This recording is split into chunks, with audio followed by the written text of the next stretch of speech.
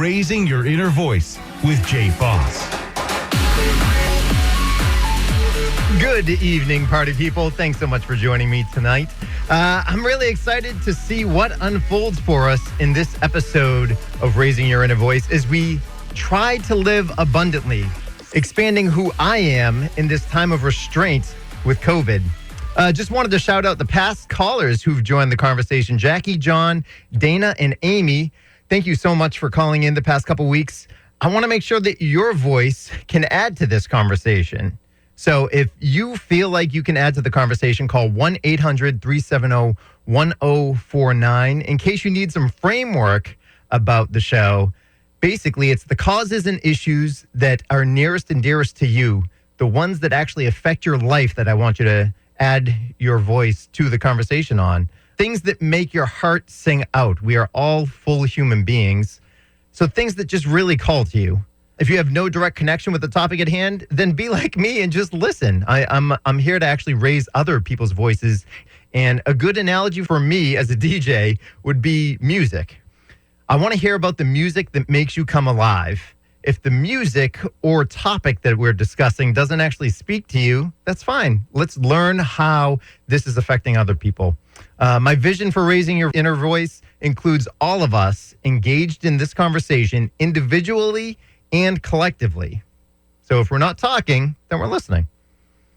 Well, today's conversation is about how nonprofits are dealing with COVID-19, specifically one nonprofit, North Shore Pride. We're hearing from the founder and president of North Shore Pride, Miss Hope Watt-Bucci. Hope, thanks for taking the time to join me. Please let all my listeners know what North Shore Pride is and why you started it.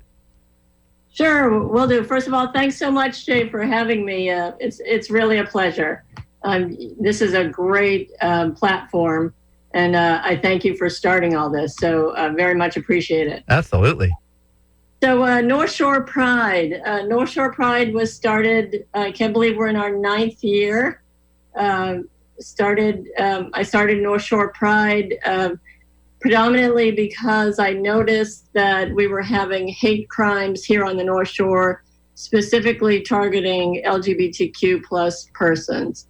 And as a clinical social worker, that's my background, and someone who did my master's thesis on LGBTQ youth suicide back in the day. I was extremely concerned that that we were continuing to see hate crimes against our community.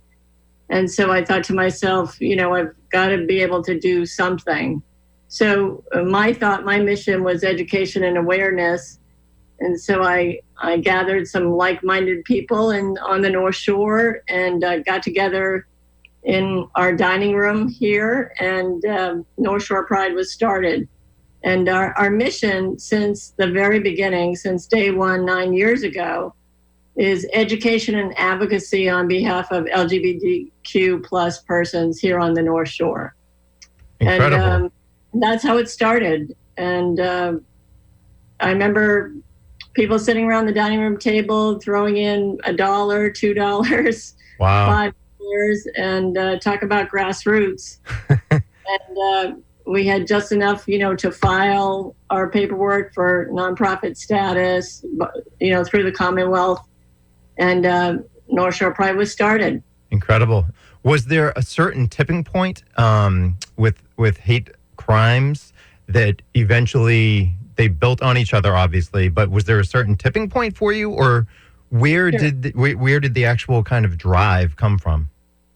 For me, it was, there were several gentlemen in Newburyport holding hands who got assaulted, a person in Gloucester who was severely physically assaulted.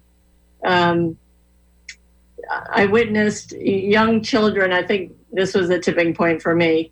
I witnessed young children in my own town ride by me on bicycles and yell faggot to me.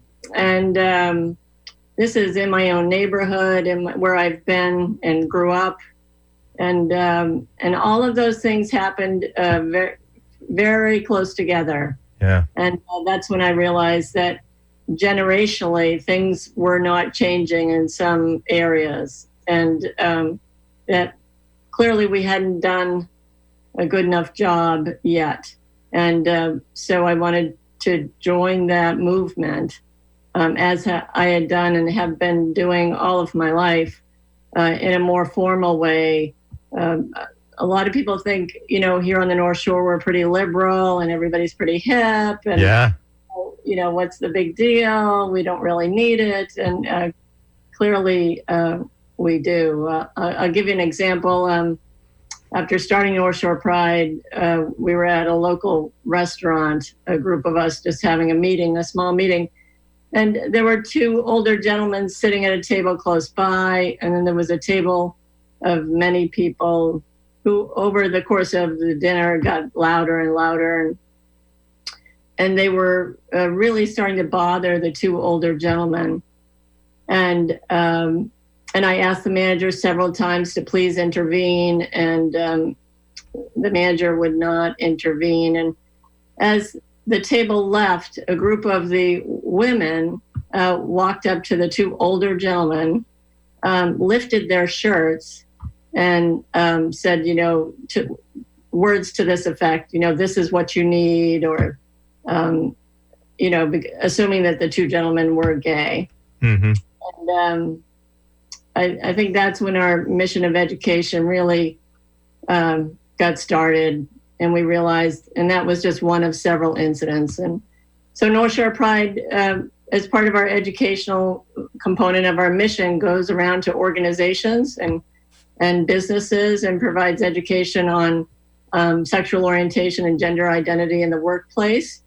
And we're happy to do that. We've done it for the Department of Labor in Boston. We've done it for Gloucester Fisheries. We've done it for several organizations here on the North Shore. And so we invite any business or organization listening, if you'd like us to come and have a conversation, we'd be happy to do so. Wow, that's incredible. I didn't realize that was actually part of your organization and part of your community outreach aspect to it.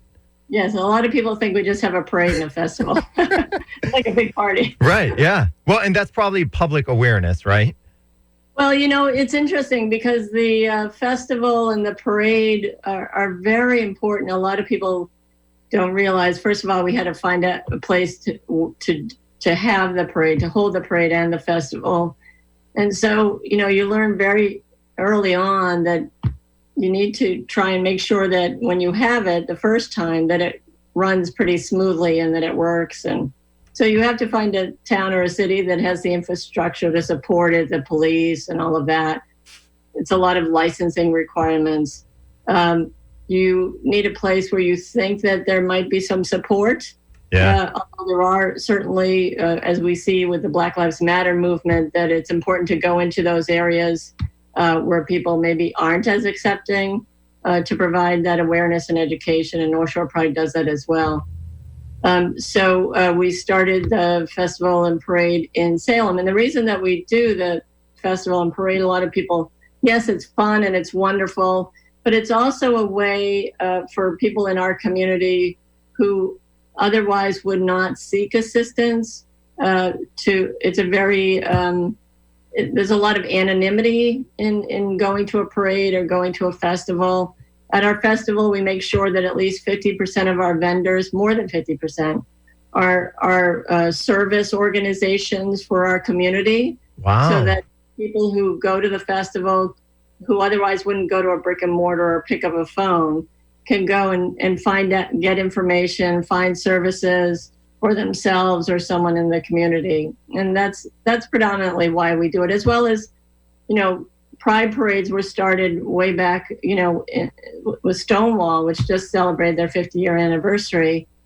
So we do it specifically in June in memory and in honor of those, like Marsha P. Johnson, a trans Black woman who really was one of the movers and shakers of the LGBTQ plus movement in our country. So we do it in June to honor those people and that movement that started way back in Greenwich Village.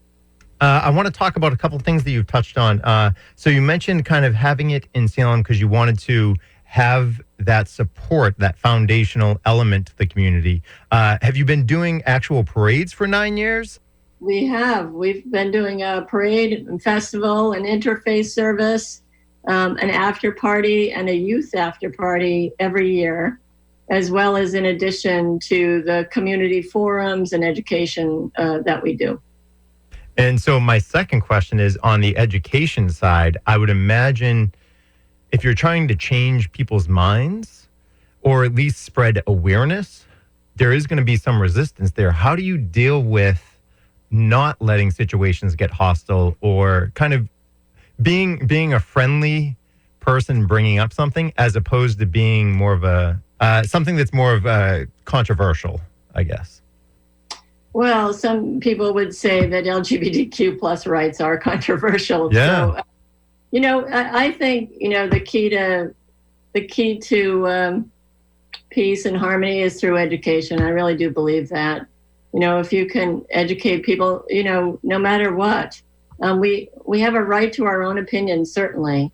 You don't have a right to harm or hurt other people, but you have a right to your opinion. But I think, a lot of people, what I've learned is a lot of people don't particularly understand the issues around the LGBTQ plus community. And I can tell you time and time again stories of people that have listened and have said, I never realized, or I never knew.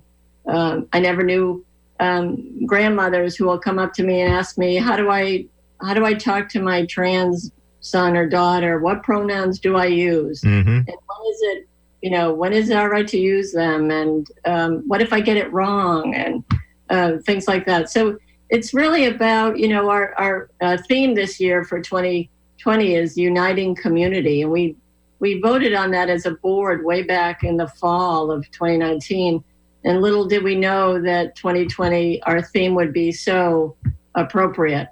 And I think it really is through education. The Black Lives Matter movement is doing that. It's trying to help people understand, what it means to be a Black person in America, as well as a person of color in America right now, and as well as through the years. And so I think, like you said, and like your show says, we just need to listen. Yeah, it's crucial. It's crucial. Well, in something that I think it's funny that you mentioned that grandparents will come up to you instead of actually talking with their grandchild, right, and having a conversation, because I think education is a crucial component. But something I keep on coming back to is education is good, but I feel like our words can get mixed. And even if we're using the same words, they have different meanings. So I think what matters a ton, or goes just as far as education, is actually having relationships with people, right? I mean, that's where if someone else's life is affected by something that is unjust, it's going to affect me because I know someone and love someone who it's affecting. Mm-hmm. Well, yeah, I mean, that's true. Also in our community, though, you have to remember that many people in our community have actually had relationships become estranged because they came out to their family. Believe it or not, there are disproportionately numbered youth who are living homeless right now because their families cannot accept that they're LGBTQ plus, and they're actually in shelters and out on the streets for that reason. In our community on the North Shore of Merrimack Valley. Throughout the country, throughout the world. Yeah. Just because they're LGBTQ plus. Where families can't, there's certainly a cultural component to that. Of course, there are some cultures that still are not accepting, or as accepting as other cultures. And so, we have a lot of people don't realize that. And thanks to people like you bring voice to it. And we're very appreciative. For anyone just tuning in, my name is Jay Foss. You're listening to Raising Your Inner Voice. And this evening, I'm actually speaking with the president and founder of North Shore Pride, Miss Hope Watt-Bucci. And we're just having a really good conversation kind of about spreading awareness. And I want to delve into the COVID side of things. but we'll get to that in a little bit coming up after the break. I do want to talk just 1 second more about the education piece. So what is it that you're providing as far as the education goes? How do you accept feedback and kind of welcome open questions as opposed to just a hostile opinion? Sure. Well, I'm going to, throw it back on what I just said, which is, we need to listen. We have people who come every year, just about every year. No, I think every year to our parade.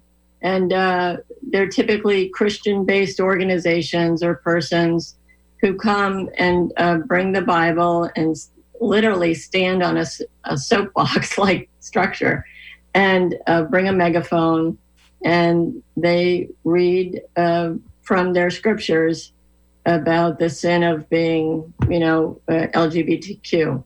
It's interesting.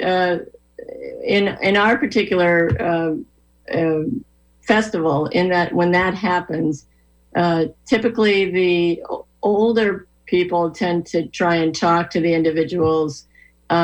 The younger people are in our community get very upset, and some of them do try and talk and negotiate and provide their point of view about what the person happens to be saying. But and the best reaction that we ever had was the Sisters of Perpetual Indulgence. Have you ever heard of them? Oh, actually, yeah, it sounds familiar.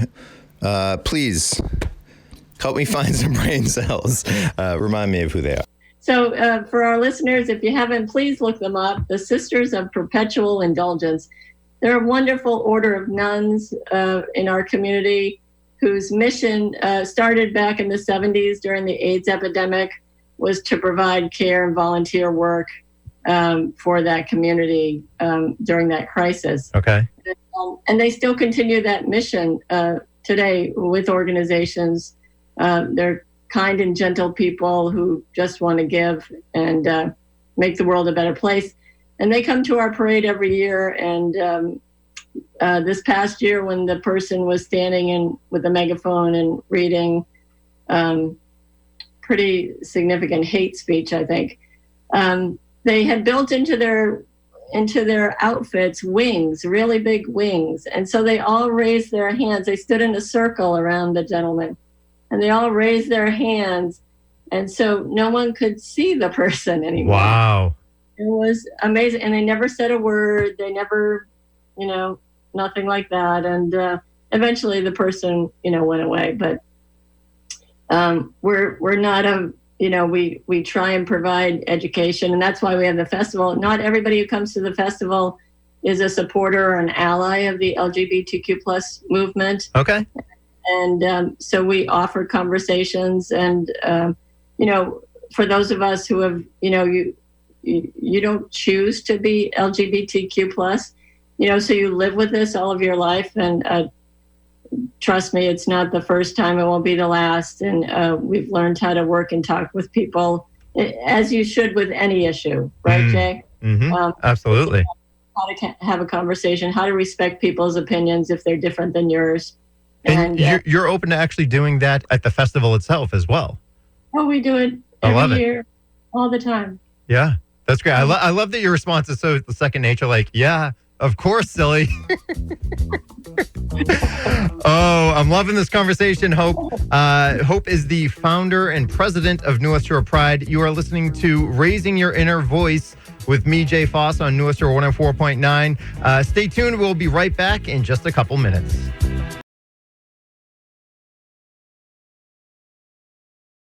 Thank you so much for listening to this podcast. If you want to join in the conversation live, tune in Sunday evenings at 7 p.m. Eastern, northshore1049.com, and click Listen Live. If you want to gather your thoughts first, record a voice memo and email it to jay.foss@me.com, because I would love to have your voice in this conversation. What does living a better life mean? And what's your process in figuring that out? If you think someone else might need a conversation like this one, then let them know to get involved.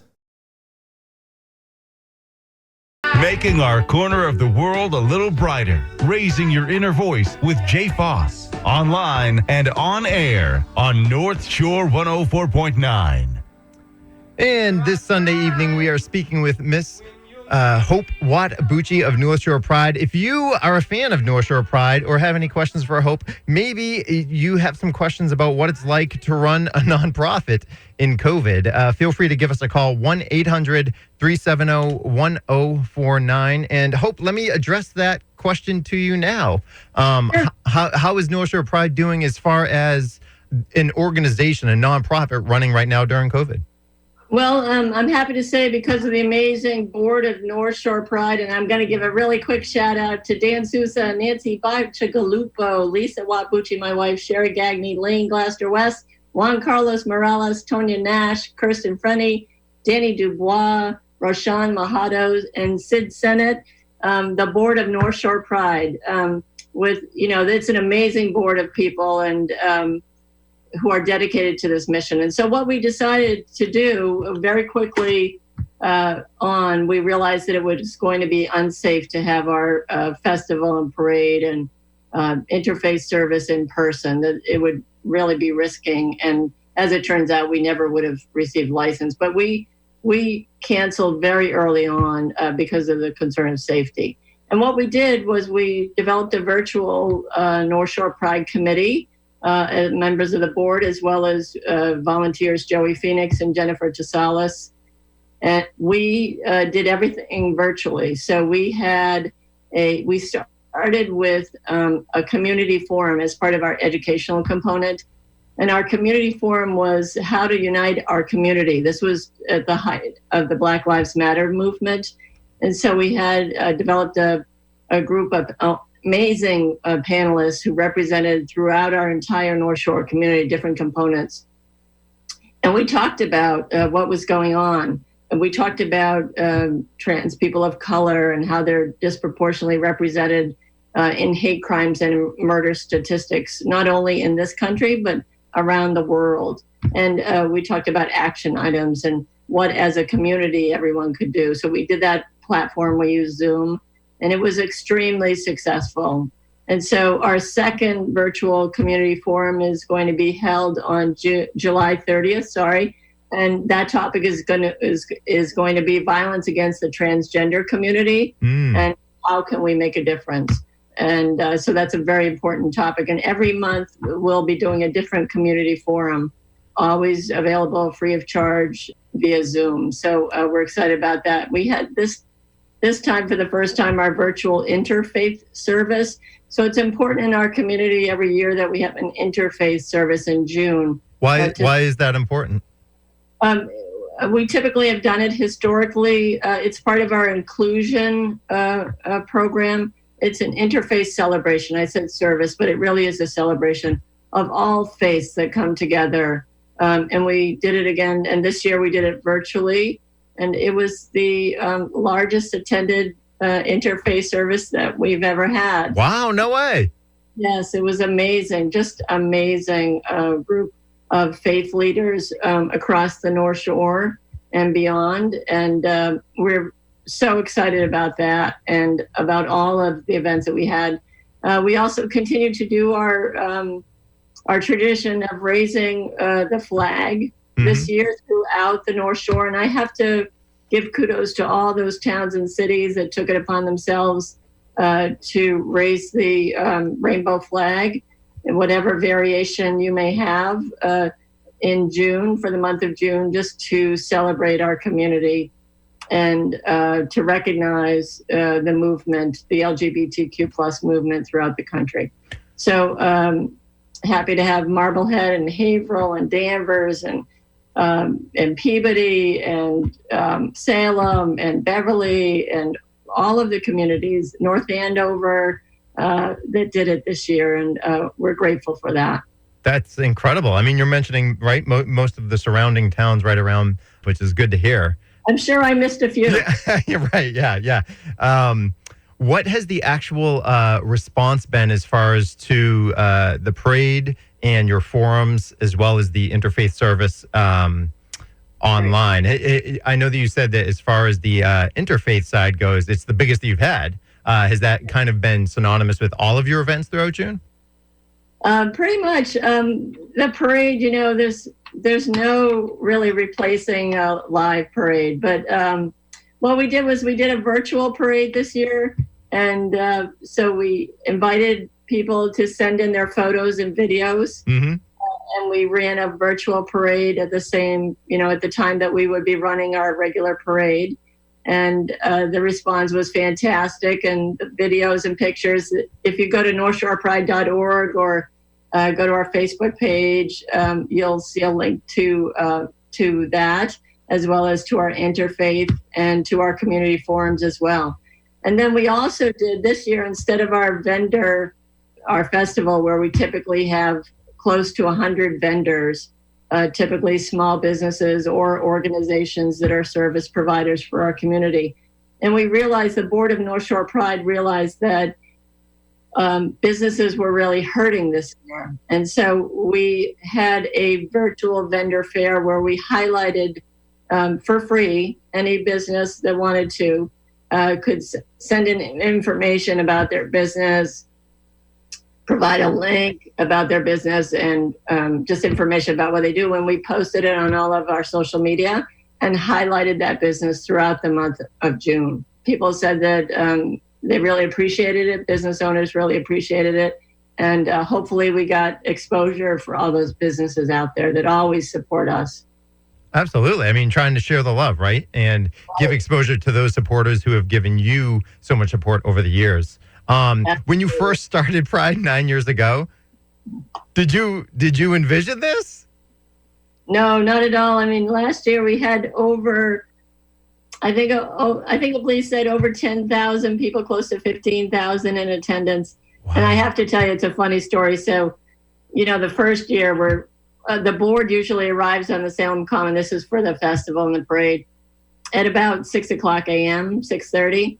And we're there until the last piece of trash is picked up, around about at 6 p.m.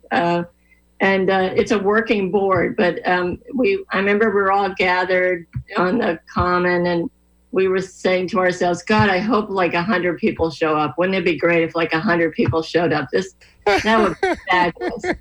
I remember like the first year, like over 1,000 people came, and then every year it's grown exponentially. And last year, the police said it was somewhere between 10 and 15,000 people. And this year we had expected about 20,000. Next year is our 10-year anniversary, and I want to tell everybody we're going to blow it out of the water. So please come and join us, whether it's your first time or your 10th time. We'd love to have you join us and celebrate our community. That's awesome. Do you already have a date for next year lined up and everything? June 27th, always the fourth Saturday in June. Okay. Mayor Driscoll, if you're listening, I hope you sign that license and we'll be good to go. The logisticals just need to happen, right? Well, I tell you, you could not do it without and kudos to the city of Salem. Kudos to Eastern Bank, who has been our primary sponsor, our flagship sponsor since day one.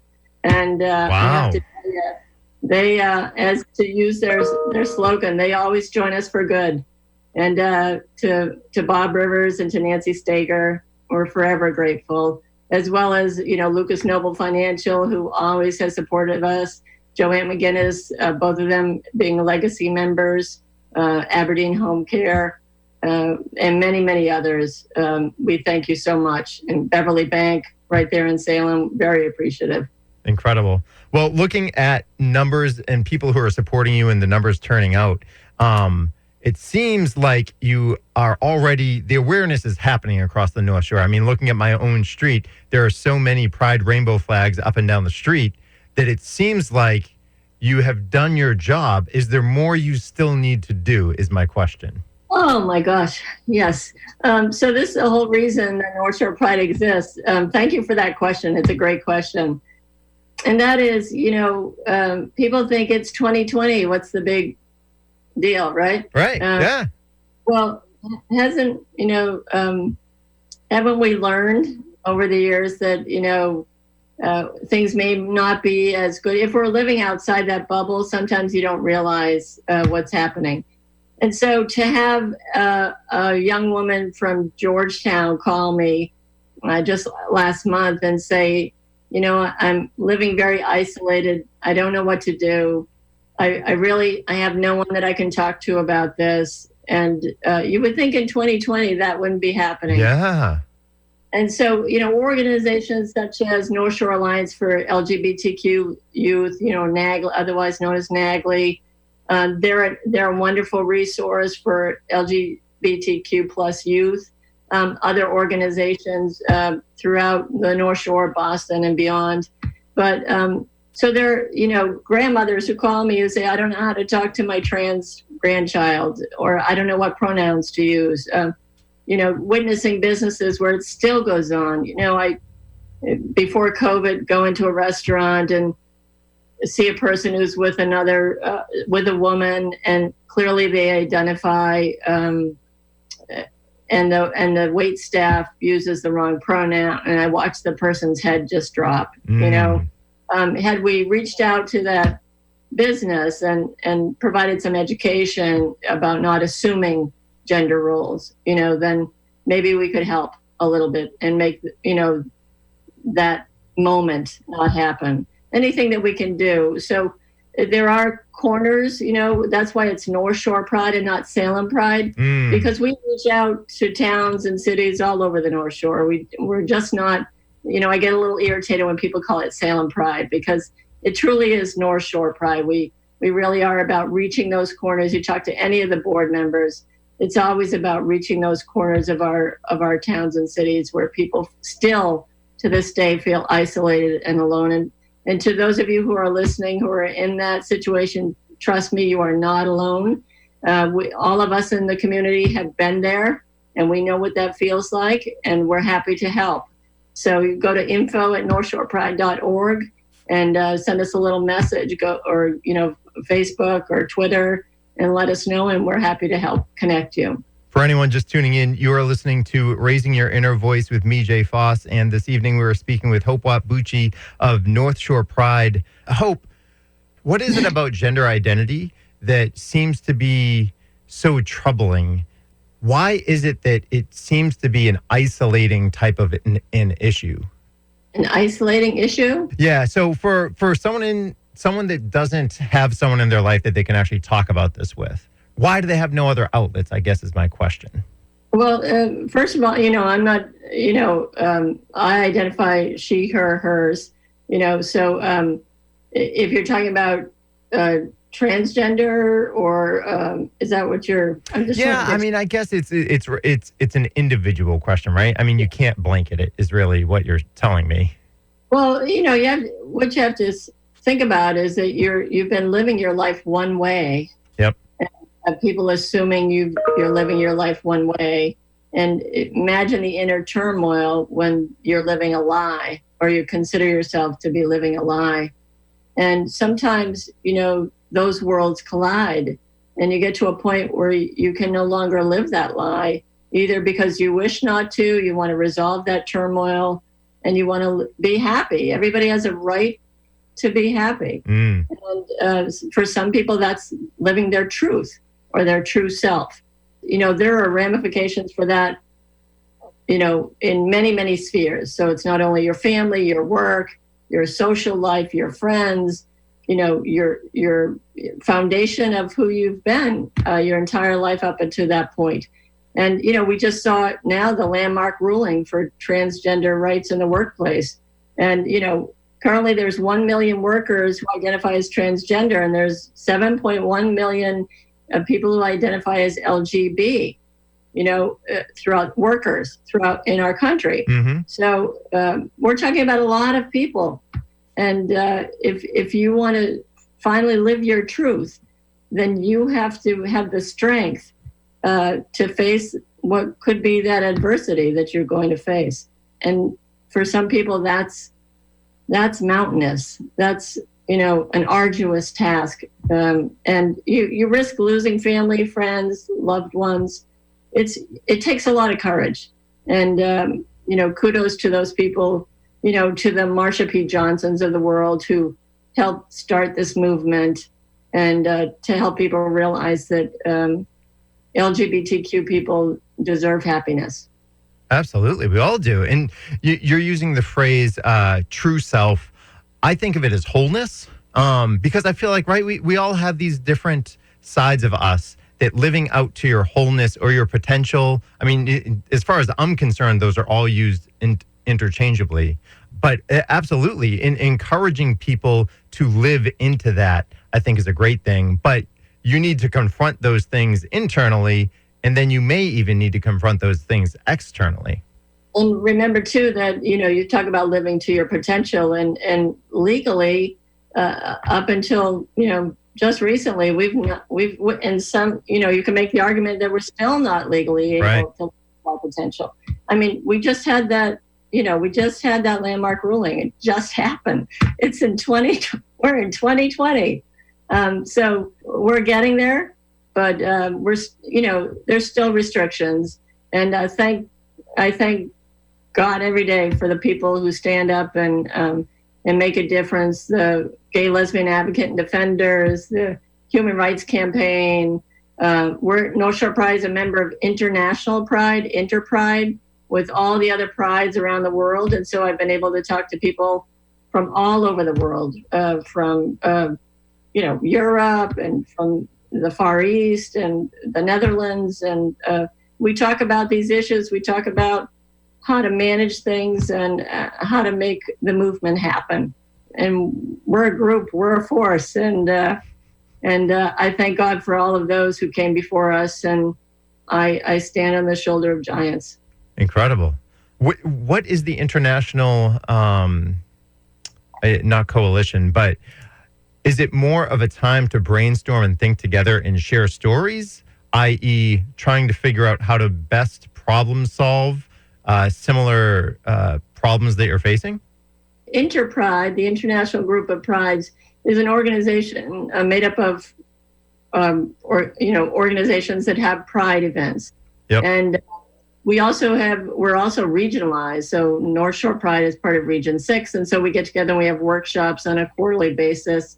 And there are various topics: security, how to provide education to your community, how to run a group, things like that. The topics are wide and varied, but it's a wonderful support and resource: how to write policies, how to make sure you have insurance, how to protect against people who might protest your events, things like that. So it's a wonderful source of support, particularly personally for me and North Shore Pride. And you can reach out to someone in Iceland who and find out, how they dealt with something, and they'll get back to you. And it's a great source of support for little old North Shore Pride. You are listening to Raising Your Inner Voice on North Shore 104.9. We are speaking with Miss Hope Watt-Bucci, who's the founder and president of North Shore Pride. We'll be back in just a second. If you have any issues, topics, or voices that you think would be great to be heard on this show, please reach out, jay.foss@me.com. If you want to add your voice to the conversation, record a voice memo and email it to me, or tune in live Sunday evenings at 7 p.m. Not just another talk show. It's time to be heard. Raising Your Inner Voice with Jay Foss. Online and on air at NorthShore1049.com. Good evening, Jay Foss here. And if you'd like to join the conversation, the phone number here is 1-800-370-1049. And I am speaking with my guest, Miss Hope Watt-Bucci, the founder and president of North Shore Pride. So, Hope, I think you've covered a lot of ground with me already on this, so I appreciate that. And thank you so much for joining me as my guest this evening. Oh, thanks for having me. Are you kidding? So what's the future of North Shore Pride look like? I mean, obviously, you didn't expect it to be at this point when you started 9 years ago. Where do you think it will be going? Oh, geez. That's a $20 million question. I just look at it day by day and year by year. And to know that, the board itself is really focuses on sustainability of the organization. And so we've done things like we've hired Jennifer Tesalis, who's our consultant for sponsorship and development. She's amazing. Hi, Jennifer. And also the amazing Joey Phoenix. They take care of all of our social media. So we're really building on sustainability of the organization, as I think you should, certainly at the 10-year mark. And we're continuing with our educational moments. So every month we'll have that community forum come up. And North Shore Pride actually starts organizing right about early August for the next year. So we start planning far ahead. Okay. And it takes a lot of planning, a lot of great people to make that all happen. And then as we go, as we hear from our community, we try and address issues. We continue with our education for businesses and organizations. And if issues come up and we see a need, then we react and hopefully provide some service there. Do you see an ongoing need for kind of this online platform since it's been so popular for you this year? It's funny you asked, Jay. Some of the board members suggested that our interface service always be virtual because we reach so many more people. Yeah. When people can sit in their comfort of their own space and not have to travel, and really, we had such a broad depth of faith leaders this year that I think we attracted a lot more people, and certainly it helped that people were home and secluded and available. So that was good. But we may just consider doing the interfaith virtually. I'm not sure, but and we always have, I think we'll continue with the community forums and have that on a virtual platform. Again, it's the ability with our educational mission to reach as many people as possible. So I think we'll probably continue with that as well. Hope, thank you so much for joining me this evening. So your three foundational elements of North Shore Pride: community, education, and fundraising. Do you have any upcoming events that you'd like to talk about or share with listeners? I'm going to correct you. Community, education, and awareness maybe would be great. Perfect. In terms of our next event is our community forum, which is violence against the transgender community. That's going to be available virtually via Zoom. And that will be on June 30th. Typically, we run those starting at 7 o'clock. And one of the only complaints we had about the last one was it was too short. We ran it for an hour. It was supposed to go for 45 minutes, and we ran it for an hour. And people said they wanted more information. So we're going to run this for an hour and a half and offer it to our community. So that's June 30th, 7 p.m. Via Zoom. You can find that link on our Facebook page, social media website, northshorepride.org. Perfect. July 30th. I said June 30th. July 30th. July 30th. Absolutely. Yeah. My wife just sent me a text. July 30th. Thanks, Lisa.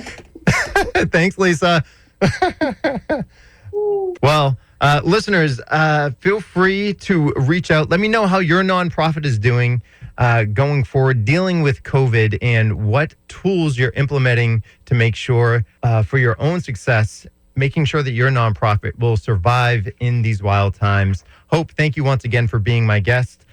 Looking forward in the next couple weeks, I will be speaking with Marquise Victor, the founder of Elevated Thought. So we're moving kind of from North Shore based over to Merrimack Valley to talk about Elevated Thought. It's a group of holistic, cross-disciplinary opportunities for learning.